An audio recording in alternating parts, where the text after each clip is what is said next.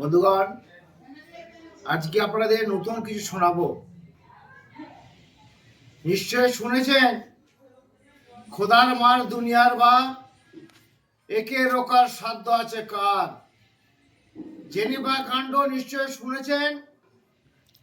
America বেশ কিছু দেশের প্রধানরা এমন স্বর্গ করে রেখেছে তারা ফুর্তি করার জন্যে। তার ভিতরে আছে কিন্তু আমাদের দেশের বাবু, নাম তারা বলছিনি, তিনিও যোগ আছেন।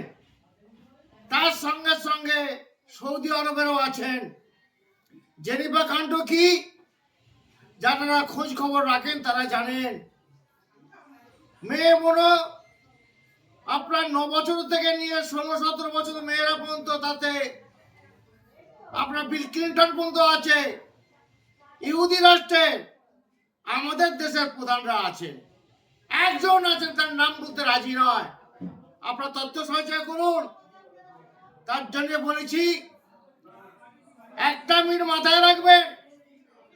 আইপিএস পরীক্ষা দিতে, ডিএমএস পরীক্ষা দিতে, বিভিন্ন পরীক্ষা দিয়ে কিন্তু শীর্ষে আসতে হয়, কিন্তু দেশে পিএম সিএম পরীক্ষা দিয়ে আসতে হয়নি। আউলের ঠালায় এসে ম্যানেজিং করে আসে, অযোগ্য লোকগুলো আসে।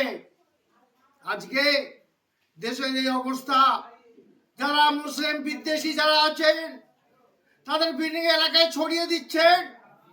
যারা দেশের শীর্ষে ছিলেন, যারা দেশের প্রধান ছিলেন, কিন্তু তাদের অত্যাচার করার জন্য বিভিন্ন পিএম সিএম করে পিএমরা ছড়িয়ে দিচ্ছেন। তবে ভাববেন, আপনি ফিল্মে দেখেছেন মিলটা কিন্তু শেষের দিকে আছে, কিন্তু এরা অবধারিত সামনে চলে আসবে।